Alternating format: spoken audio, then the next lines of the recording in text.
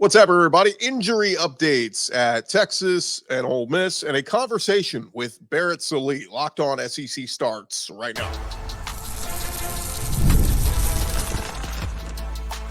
You are Locked On SEC, your daily podcast on the Southeastern Conference. Part of the Locked On Podcast Network, your team every day. And what's up, everybody? Welcome into Locked On SEC. It's great to have you guys along. I'm Chris Gordy. Thanks for making Locked On SEC your first listen every day. Shout out to everydayers who are free and available wherever you get your podcasts. And on YouTube, part of the Locked On Podcast Network, covering your team every day. And today's episode is brought to you by FanDuel. Place your first $5 bet, and you'll get started with $200 in bonus bets guaranteed. Visit FanDuel.com today to get started. All right, we got plenty to jump into. We will do a little bit of a crossover conversation with Barrett Sallee on his Smothered and Covered podcast and much, much more. So let's dive into it. We are going to start with some news going on around the conference, and we got to start first off over at Texas. Boots out to the right. Takes the handoff. What a catch! Around the conference. Steve Sarkisian on Monday said that Quinn Ewers will start for Texas, or would start for Texas, if they had to play Oklahoma today.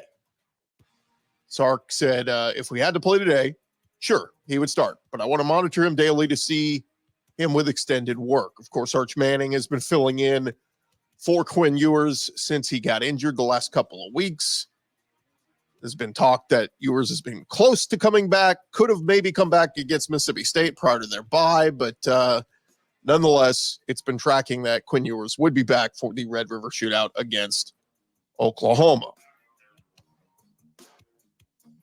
Sarkisian said earlier this month, very complimentary of Arch Manning, saying he's been a great teammate. If his name wasn't Manning on the back of his jersey, you wouldn't know by the way that he carries himself.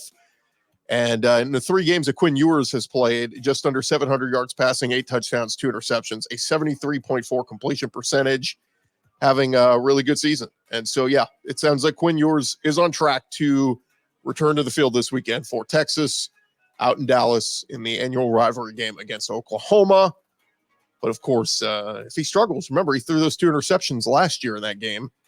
Wonder if fans will call for Arch, but I'm sure they are very happy to have Quinn Ewers tracking to return to the field this week. Over at Vanderbilt, SEC Players of the Week announced by the conference, and Offensive Player of the Week, who else other than Vanderbilt quarterback Diego Pavia? He was named Offensive SEC Player of the Week. Defensive SEC Player of the Week, Centurion Perkins over at Ole Miss. Special Teams Player of the Week, it was a tie. Brock Taylor, the Vandy kicker, and Texas A&M punter Tyler White. O-Lineman of the Week, Vandy O-Lineman Gunnar Hansen, and Arkansas O-Lineman Fernando Carmona. D-Lineman of the Week, Miles Capers from Vandy, and Walter Nolan at Ole Miss. And your Freshman of the Week, Arkansas quarterback Malachi Singleton. That has got to be a first. I mean, that I'll go ahead and say that's history right there. Vanderbilt has never had 4 players on the SEC Player of the Week list. Like, that's insane. Offensive Player of the Week in Diego Pavia. Special Teams Player of the Week in kicker Brock Taylor. O-Lineman of the Week in offensive tackle Gunnar Hansen. And D-Lineman of the Week in defensive end Miles Capers. That is a record. Congrats, Vanderbilt. Take a bow. Clark Lee, can't say enough for that win he pulled off. One other note here on Vandy. Diego Pavia was on Dan Patrick on Monday talking about the win. And Dan Patrick asked him about, was there any chirping from Alabama during the game? And Pavia said, yeah, at the beginning of the game, as a captain, I go out there for the coin toss. And the Alabama players were talking crazy. They thought they were going to come in here and treat us like we were an FCS team. And we were like, what? Oh, you must not know. You know what I mean? All right, we're going to see. That's what I kept telling them. They were laughing, talking. I can't say on the show what they said because I can't curse. We didn't even shake their hands after the coin toss. We just took off to the sideline. So Diego Pavia saying Bama came in a little cocky, a little arrogant, laughing, talking smack. Again, it'll be a win that will be talked about for decades to come. Vanderbilt beating number 1 Alabama. Crazy. All right, over at Ole Miss, they are getting ready for their big game against LSU this weekend, and Trey Harris, one of the best, if not the best, wide receiver in the country, got dinged up. Lane Kiffin telling reporters that Saturday's game against South Carolina, that Harris was never close to returning for the remainder of the game when he left. And on Monday, he added, if the game were played today, he would certainly not be playing. So Trey Harris, the leader in the country in total receiving yards and receiving yards per game, 885 yards on the season. If he misses this Saturday, that is a big loss for Ole Miss. They got some other weapons, but big game for them going into Death Valley, where they have not won since 2008. So certainly something to track. And look, we know Lane Kiffin. He likes to play mind games sometimes. Maybe Trey Harris is on track to return Saturday, and he's just playing coy. One other Ole Miss note here, they did fill the vacancy left on their 2025 football schedule. If you remember, they had that home and home with Wake Forest, and after they went and played, Ole Miss went and played Winston-Salem last month. Lane Kiffin revealed that Wake Forest had backed out of their game for next season. Washington State will replace Wake Forest on the schedule. So again, like, I laugh at Lane Kiffin, Ole Miss, like, all right, it's a step up in competition, but like, and I get it, like, you're a little bit limited. It's hard to find a good opponent this late in the game because this is for next year.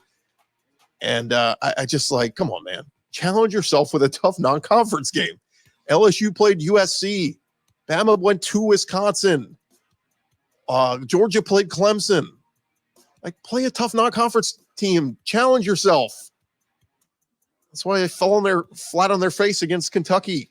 Challenge yourself in the non-conference. That game, by the way, Ole Miss, Washington State, will be played on October 11th next year. Over to Alabama. Kayla DeBoer and staff meeting with the media, and Kane Womack, Alabama defensive coordinator, meeting with reporters on Monday. Talked about the loss to Vanderbilt, predicted the Tide will play with a higher, quote, level of urgency this week. He said, I think we're going to play with a level of urgency our fans will appreciate, and a response that we all expect for Alabama to have on defense going into this week. Some Alabama fans have said, yeah, too little, too late. Should have had that urgency a week ago when you were losing to Vanderbilt. Alabama going to play South Carolina this weekend. Alabama is 11-4 all-time against South Carolina. The Gamecocks have not won in Tuscaloosa since 2004. Kickoff set for 11 a.m. Central, 12 Eastern. Now, Malachi Moore made some headlines over the weekend and how he handled the loss at Vanderbilt. Was slammed Diego Pavia's head into the turf after a whistle had blown, exploded on his teammates before drawing an unsportsmanlike conduct penalty, kicking the ball after it had been spotted. Well, 2 days after his meltdown, he took to social media, issued a detailed apology about his actions, admitted to letting the emotions of the game get to him, and said he put himself above the team, apologized for not acting like a team captain and acting selfishly. One other Alabama note here, they are losing a player to the transfer portal, defensive lineman Jaheim Otis. News came out Monday. He is reportedly planning to redshirt the rest of this year and will enter the transfer portal. Now, he has been banged up, and Pete Thamel had reported Otis's decision was directly tied to reduced playing time. But some other folks saying this was due to injury, and he was not going to play much the rest of the year, and so it's kind of like, all right, let me just take the red shirt. So whatever the reason, Jaheim Otis was a pretty big-time recruit, and he is going to head elsewhere. Over at Auburn, they are 2-4 after their 31-13 loss on the road at Georgia over the weekend. Hugh Freeze taking some criticism on Monday ahead of the Monday morning quarterback club meeting. Hugh Freeze said publicly, I think we've got the right plan. I actually think we're further along now. Having said that, I have to also clarify the fans should be frustrated. We've turned the ball over 13 times in 3 games, and that's 3 losses that easily could have been wins. We have to own that as coaches and players. But in the process of building this, I knew that the task was tall. We've had top 10 recruiting classes for multiple years in a row now, and that's what they're going to try to do, is build from within. Now, Paul Feinbaum lit into Hugh Freeze on Monday. He was on McElroy and Kublik in the morning, and Paul Feinbaum saying, the fact I heard one Auburn friend of mine say, hey, at least we covered the spread against Georgia, it made me think, was that Vanderbilt playing Georgia or was that Auburn? That's the new Auburn right now. And that's what's sad. And I don't care what anyone thinks about the progress Hugh Freeze is making and how close they are. It's October 7th and Auburn has 4 losses. That's simply unforgivable and it's inexcusable. And that's knowing that we all know and knowing what this schedule looks like the rest of the way. Paul Feinbaum not holding back on criticism for Hugh Freeze. A couple more notes here over at Arkansas. They got one of their biggest wins in the Sam Pittman era, defeating number 4 Tennessee. And Sam Pittman talking about the victory and, will fans start to kind of buy back in to Sam Pittman? He said, this will do a bunch, but that locker room in there believes that we are still pretty good. They work hard. They're together. I think this is going to do more for the state, who was veering over here. Hey, they're going to fire the coach. They're going to do this. They're going to do that. When the hell are we getting this guy out of here and all that stuff? I think maybe it'll unite the state a little bit in saying, hey, these are our guys. Let's go back them like we did on Saturday. I'll be honest with you. Most of the state has been doing that anyhow. So Sam Pittman getting some buyback from the Arkansas fan base. And one other note here on South Carolina. Shane Beamer was asked about, Ole Miss players falling to the ground with suspect injuries when, opposing offenses are kind of getting in a rhythm. He said after the game, it's fascinating to me how many injuries occur for them after the opposing offense makes a first down or has a big play. You go back and watch the Wake Forest game, you watch the Kentucky game, it happens a lot. Something to keep an eye on for LSU and Ole Miss this weekend. If LSU, Garrett Nussmeier throws the ball a lot. If they get some big plays and first downs, got to wonder if some Ole Miss defenders will be falling to the ground with, big injuries. Over at Texas A&M, Marcel Reed, he was back on the sideline this weekend with Conner Weigman back out there as the starting quarterback. Mike Elko talking about the dynamic between those quarterbacks. He said, look, Marcel Reed is a competitor. I think he's a great kid. He wants to be our starting quarterback. He has wanted to be our starting quarterback since the day he stepped on campus. That's what makes him great. But he also wants to win. He wants to be a great Aggie, and he wants to be a great teammate. So Marcel Reed, he said, will continue to prepare, put himself in position to be ready to go if his number is needed and called. But A&M back with Conner Weigman as the starter. Over at Kentucky, Mark Stoops, he saw Vanderbilt pull off the upset of Alabama over the weekend. And he said, look, coming into my Monday press conference, I don't have to worry about selling Vanderbilt anymore. And my respect for Clark Lee and what he's been building over there for some time. Stoops called Diego Pavia a tremendous player, says he's seeing things at a very high level. Vandy's using some stuff you don't see a whole lot, unbalanced sets, shifts, and motions. They do a good job of keeping you unbalanced. They keep you on your toes. That'll be a fun one. Kentucky and Vanderbilt, 7:45 Eastern on SEC Network Saturday night. And lastly, over at Tennessee, Josh Heupel's squad. Look, it was a tough go losing at Arkansas, and they had a couple timeouts with 1:17 to go. Josh Heupel admitting he probably should have called a timeout after the big gain that they got late in the game when Dante Thornton's catch on the final series kind of set them up in Arkansas territory. Said it felt like they were more prepared to get the snap off at the time than they actually were. So you live, you learn, and some mistakes from some coaches this past weekend, the SEC. All right, thank you guys for making Locked On SEC your first listen every day. Coming up next, a little bit of a crossover conversation with our buddy Barrett Sallee right here on the Locked On Podcast Network. Well, first, I want to remind you guys, today's episode is presented to you by our friends over at Roy. And if you're an SEC fan out there, it is time for our Roy Player of the Week. The Roy app lets you directly support your favorite athletes. Unlike collectives where you make a donation to a general fund, Roy lets you choose the specific athlete you want to support. You back the players you care about, and in return, get exclusive content after the season, like personal videos and updates. And the best part, it is risk-free. If the athlete transfers or doesn't create the content, you get your money back. And this week, we are choosing Diego Pavia of Vanderbilt for his performance in the win over Alabama. We just contributed $100 to his campaign on Roy, and we want you to join us by making a payment of as little as $10. When enough of us contribute, it's not just about the dollars, it's about the message we send to a guy like Diego together. Our collective support helps keep him connected to his school. Plus, Roy is doing their part to bring fans closer to their schools and athletes with an exciting giveaway. Roy is giving one lucky fan 2 tickets to any game of their choice in November. Just download the Roy app in the App Store, Google Play. Use our code LOCKEDON when you sign up, and you are entered. If you're already on Roy, make a payment to any athlete's campaign, and you'll also be automatically entered. No purchase necessary. Void where prohibited. Go to joinroy.com for the official rules. Download Roy and try it out. There is no subscription, no recurring fees. And for as little as $10, you can get in the NIL game. Roy, support the players and change the game. Hey, Chris Gordy's here. What's up, Chris? What's going on, Barrett? My goodness, is the earth off its axis? I don't know what's going on right now with all the SEC teams. It's craziness. Right. I mean, it is wild. And of course, you have everything covered on Locked On SEC. And I mean, look, I covered this conference.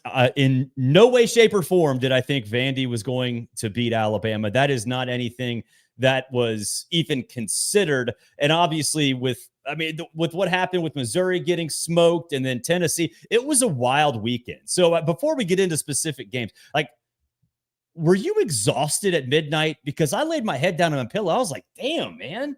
I can't do this. I'm exhausted. I felt like Reese Davis calling that Cal-Miami game. I was at one point, I was like, is this still Reese Davis calling the game? He sounded awful, but from what I understand, it was kind of circumstances. He was thrown into it last minute. But I mean, I know that he was up at 2, 3 a.m. Pacific time to get ready, prepping for game day. And so he didn't sleep all day. But I fell asleep as Miami was mounting that comeback. And I woke up the next morning surprised Miami did come back. But no, it was a wild day. I mean, what were they saying? First time in, 15, 20 years, we've had a day with that many upsets in one day. It was craziness. Yeah, I remember back in 2007, there was a day that I think 5 top 25 teams lost. And that was the same year that Rutgers was ranked number 1 and South Florida was ranked number 2. I mean, I don't know if we're going to go that deep in terms of random ascension, like Indiana perhaps making the college football playoff and being number 1, but you never know. After what we've seen this year, we're certainly going to get a lot of them. Now, let's talk about Bama and Vandy. And I said this on the show yesterday, that Vandy just flat out whipped them. You put those two teams in a vacuum, put neutral uniforms on them, and you would think that Vandy was the significantly better team. What does that say about Kalen DeBoer, knowing he went from the highest of highs to the lowest of lows? Because Nick Saban would never let that happen. Yeah, it's two extremes, right? I mean, literally 1 week, they're beating their rival Georgia and Kirby Smart, the preseason favorite to win it all. And, Bama fans everywhere were going, the Bama dynasty ain't dead, brother. Here we come. Going straight from Saban to Kalen DeBoer. He's going to keep this train on the tracks and keep rolling. To a few days later, you lose to Vanderbilt. Now, again, I know this is it's an improved Vanderbilt team, massively improved, but still, Alabama in no circumstance ever should be losing to Vanderbilt. They just, with the talent, the resources, and everything that they have on that team, inexcusable loss for Kalen DeBoer. And he's gonna have to bust his ass to prove that was not a fluke, or was a fluke rather, and that they are a much better team and they can rally, and they still got the whole road ahead of them, but still got road trips at Tennessee, at LSU. I mean, it's a tough battle still that Alabama's got to hoe here. But I will say, if we're talking about, it wouldn't shock me, Barrett, if down the road we look back and go, give me a top 10 list of all-time transfers of the last decade. Obviously, Joe Burrow is going to be on that list, but I think Diego Pavia, combination with Tim Beck and Jerry Kill, that trio going to Nashville, it's taking Vanderbilt out of the doldrums to, oh my God, they're actually competitive. And honestly, you had the battle of in overtime against Mizzou, and really, Barrett, that late overtime or late fourth quarter loss to Georgia State, you can make a case Vanderbilt is 2 plays away from being undefeated right now. Literally, because they took a shot at the end zone in overtime when they were down 3, and it was called for offensive pass interference. But if the kid catches the ball, they win. They beat Missouri. If they hold on defensively, they beat Georgia Southern. We're talking about 5-0 Vanderbilt team right now. And so, look, I think we need to give Vanderbilt some credit here. So much of the conversation shifts to, oh my God, what a terrible loss for Alabama. Give Vanderbilt some credit because, to your point, they never trailed in this one Barrett. Like Vanderbilt led from the get-go and never looked back. I think there's some questions about this Alabama defense, certainly. Do you know, like I was looking at it, do you know they've given up the last 6 quarters? I think it's like 60 points when you give it up to 40 to Vanderbilt and then 27 in the second half to Georgia. It's 67 points you've given up in the last 6 quarters of play.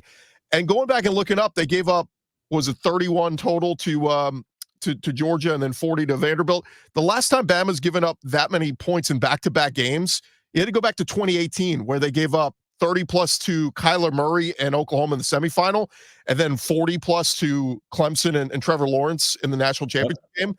The difference is, Barrett, both those guys ended up being the number 1 pick in the NFL draft. Diego Pavia, exactly. Number 1 pick in the draft.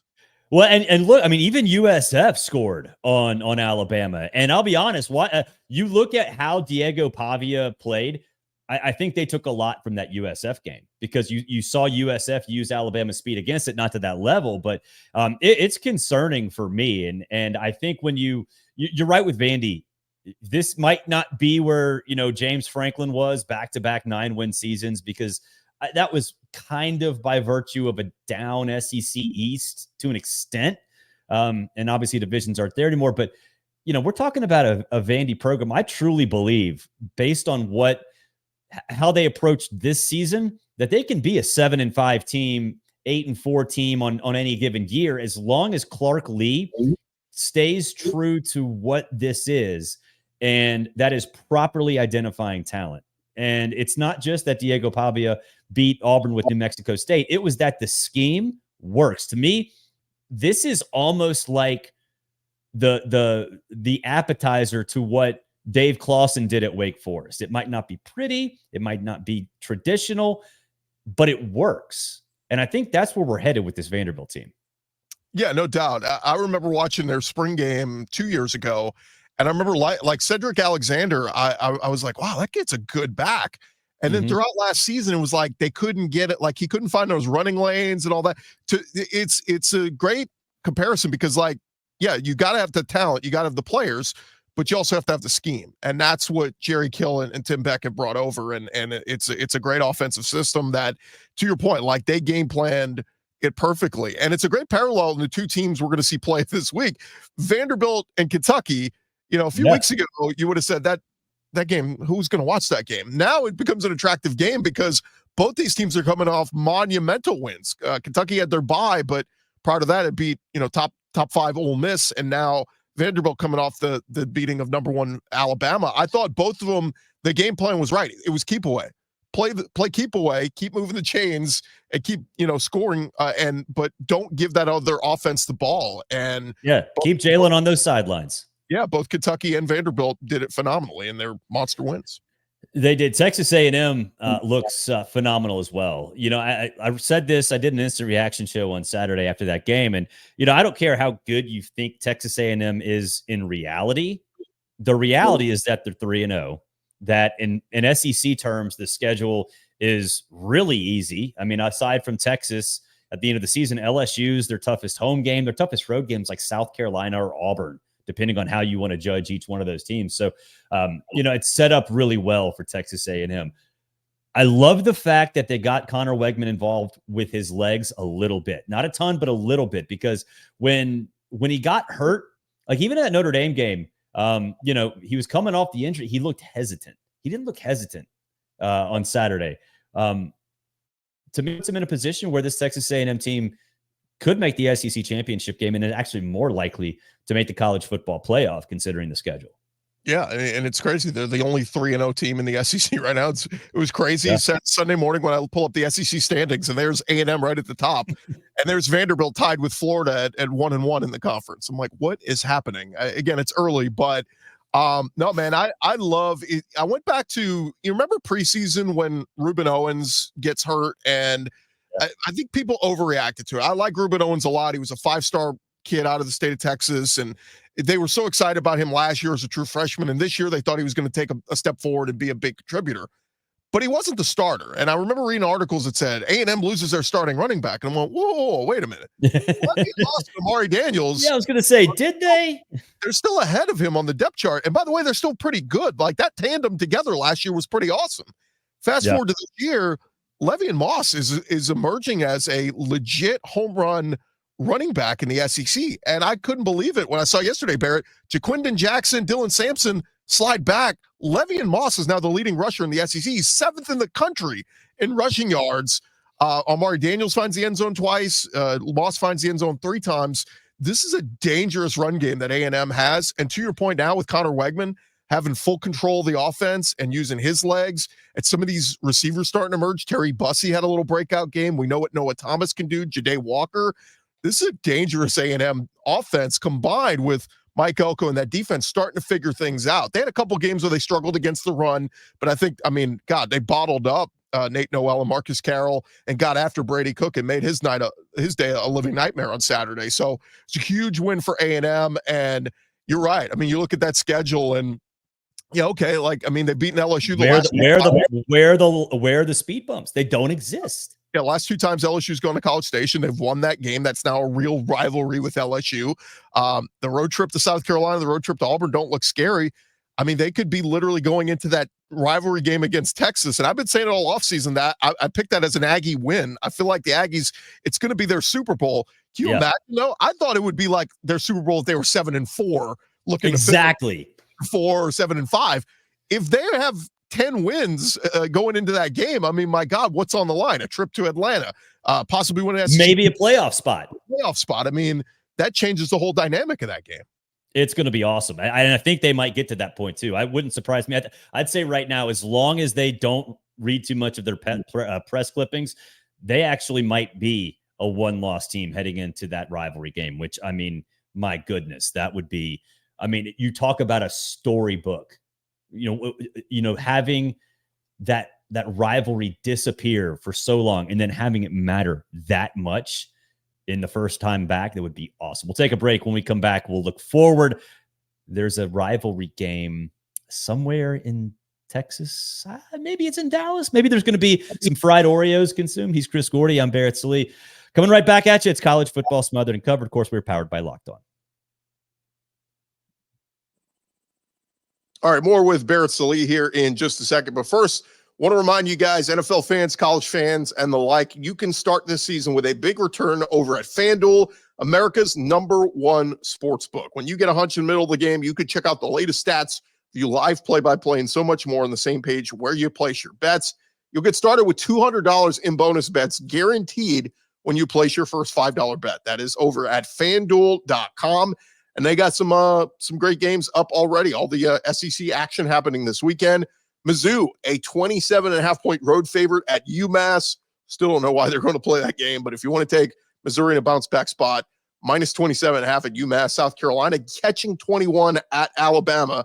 So if you like the Gamecocks to keep it close in Tuscaloosa, you can take them plus 21. And Texas, a 2-touchdown favorite right now against Oklahoma. You can get Texas minus the 14, Oklahoma plus the 14, whichever way you want to go, over at FanDuel.com. Go download the app today. It is FanDuel. They are America's #1 sportsbook.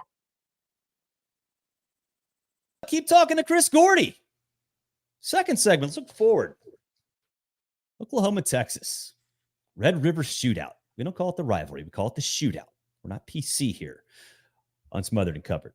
So, each of these teams have had a week off. Oklahoma seemingly found their quarterback-ish, maybe, although it was against Auburn. And meanwhile, Texas is probably getting Quinn Ewers back. I don't see how this doesn't end with a shootout. And a shootout, my goodness, that favors Texas. It does. And I think it's interesting that this line's been sitting around 14. I thought, when somebody asked me about this game a couple weeks ago, I thought it would have been closer to like 20-ish, but I guess they're respecting rivalry game. Oklahoma's going to try to play their best game of the season. I do think that the changing to Michael Hawkins is an interesting dynamic, because I was hearing from folks in Norman earlier in the year saying, look, we love Jackson Arnold, but we really like the potential of Hawkins because of his running threat. And we saw what he was able to do against Auburn. Ran for like 70 yards, a rushing touchdown on top of, some safe throws they had. Bottom line, they got to get their receiving core healthy. We'll see how healthy they got coming, with 2 weeks to prepare for this game. But I don't know, man. This is the game that I kept saying, like, it's a dangerous spot to bring back Quinn Ewers for this game because he's been out for several weeks. And that's why I thought it was interesting. They gave it all the way up until like the day afternoon before Mississippi State to make the decision. All right, we're going to go with Arch, or is Quinn going to come back this week? I just keep going back to that game last year, Barrett, where everybody thought Texas was the better team. Or most people I talked to thought Texas was the better team. And Quinn Ewers had not one but 2 early interceptions in that game that really gave Oklahoma so much momentum. Now, Texas still got the ball back, a field goal drive late to go ahead, and then Oklahoma in the final seconds goes right down the field, and they score the go-ahead touchdown, and Oklahoma wins that game. It's been a rivalry game that Oklahoma has largely dominated the last 10, 15 years. It's crazy because you just think of Texas and you think they've won the Big 12 way more than they actually did, but it's been Oklahoma, and that's been the team that's really dominated this rivalry. And so it really is. It's a game that I think everybody and their brothers is going to pick Texas. Quinn Ewers is back. I just wonder, Barrett, if Quinn is a little rusty at all. On top of Jaden Blue, last time we saw him against Mississippi State, fumbled once or twice in that game. Like, Texas has got to take care of the football. This is the their big rivalry game. Protect the football. If Quinn Ewers throws an interception, if there's fumbles, it's going to open the door for Oklahoma to do what they do. And I think Oklahoma's defense is a little bit better than people are giving them credit for. I like what they've done so far this year. Granted, they haven't been tested a ton, but they made the big play that mattered against Auburn. So, I still think Texas wins it, but I do think, rivalry game. I think Oklahoma's going to keep this close. Yeah, we've seen some weird things in that. And you mentioned the wide receivers for Oklahoma. I'll be fascinated to see when the injury report first comes out on Wednesday, how many of those guys are listed on it. And perhaps if Brent Venables maybe pulls a Lane Kiffin and lists half his roster, because there are, I think right now it's kind of believable that Oklahoma would be missing all of its receivers, because obviously they did against Auburn, but maybe he plays some games a little bit and not give Steve Sarkisian something to prepare for. I can just see it now. And I know you're in Texas. You're on 790. I'm sure you get this all the time. The first mistake that Quinn Ewers makes. Bring in Arch. Quinn sucks. Bench him. Well, the flip side to that is Arch has been largely awesome. Like, that's why, he's not only just got the Manning name on the back of his jersey, but like his playing time that he's gotten, he's been really good. He had a couple interceptions here and there, but like for the most part, he's been pretty damn awesome and had looked poised and confident and all that. So I get where people always, it's teams where the backup quarterback's always the most popular, but I think this is a situation where, again, if Quinn Ewers does what he did in this game a year ago and has the early interceptions, I think, there will be people making that call. But I'm with you. Like, Quinn Ewers he's one of the best quarterbacks in the country. He's among the most accurate. I think he's right there with Jackson Dart and Jalen Milroe on completion percentage, and they're all right behind Graham Mertz, who for a second straight year is one of the most accurate quarterbacks. Nobody's talking about it. But yeah, I think Quinn Ewers he's more mature. I think he's ready for this moment. I do expect he will play well. And if they do, the biggest thing that shocked me, Barrett, is they changed out almost his whole wide receiving core. And from the get-go, he had a chemistry with these guys, whether it was Isaiah Bond or Matthew Golden from Houston, like all these dudes that he's been able to play with, they all are in sync. So, this is the one where I think Sark's going to have them ready, and, we'll see. It wouldn't shock me, though, if Oklahoma hung around, but this could be also the game where Texas puts their foot on their throat and says, hey, big brother and little brother, we're about to show you, who the dominant team is in the SEC this year. Yeah, you mentioned Texas receivers. I wasn't the biggest Isaiah Bond guy at all. And, man, you're right. Quinn has clicked with them. I'm on Billy Napier watch all the time. I've already got my story written for Outkick. If and when he does get fired, it's a fait accompli. We just don't know when they're going to do it. They have to wait for the opportunity. I thought they'd lose to UCF. I didn't think that UCF was secret garbage, and yet here they are. Now, the Tennessee game, maybe this is it. We've seen in the past This rivalry is decidedly one-sided, which means Billy could save his job. I don't think it'll happen. Give me a reason. Give me a way that I'm wrong and Florida gets the upset. Well, they've beaten Mississippi State. They've beaten UCF, where I come from, Barrett. We call that a winning streak and a chance to. It has happened before. It has happened before. They have a chance to take a winning streak into Knoxville, where Tennessee, last I've checked, man, scoring 50, 60, 70 points in their non-con games. But since they gotten into SEC play, a little bit tougher to score. I thought Austin Armstrong, for the first time in a long time, that Florida defense looked really, really good against UCF. I think I read it was just the fourth time since Malzahn has been at UCF that they've weren't able to get the ground game going at all. They did a really good job of slowing that down, getting after KJ Jefferson, who I've been on the record as I sold on him a year ago. I loved him early in his years at Arkansas. I was out on him, but just a dominant performance by Florida. Went in 24-13. They get the interception late. Carry that momentum over. If that defense can slow down Dylan Sampson and get after Nico, my goodness, Arkansas, Landon Jackson, those guys were getting penetration left and right on the offensive line. That I think they did it early, that it rattled Nico. That as the night went along, he was hearing what was the old seeing ghosts. He was seeing ghosts for sure. Yeah, it was he was getting rid of the ball and inaccurate. And it was dude, settle down. I'm curious to see what Florida does. So they bring more, look, you get burned by the blitz. Take a chance. If you get burned, so be it. But I'm curious if they do that and Mertz and Lagway continue to protect the football. You run effectively with Montrell Johnson. I think they got a chance to stay in this game with Tennessee. On the flip side, Tennessee's going, okay, we're just coming off our first loss. We gotta have a statement game and let's get our offense back. But I look at this one. This one is going to be a tough one. But I look at that Kentucky game in 2 weeks as a game that, that's one you can win. Kentucky's been much more competitive in that rivalry in recent years. And then the LSU and Ole Miss game. Can you get one of those? If he can do that, I think they beat Florida State at the end of the year. I just think right now, what we've seen, Florida's a better team than Florida State. I think he can get to 6 wins. And if he gets to 6-6, I think Napier stays. But I'm with you. Keep that draft ready to go. Yeah, it's interesting because I had Florida 7-5 this year. And I had them losing 5 straight games at the end. And I looked at my preseason predictions here today. I'm like, holy crap, I might be right about that. How am I right about Florida of all teams? It's good. Phil Steele, I had him on the show before the season. He was saying maybe 8 or 9 wins. He was buying into what Billy Napier was selling. And honestly, look, we're starting to see A&M is a pretty good team. We're starting to see Miami's a pretty good team. So both their losses are not bad losses in the grand scheme of things. You lost to 2 good teams.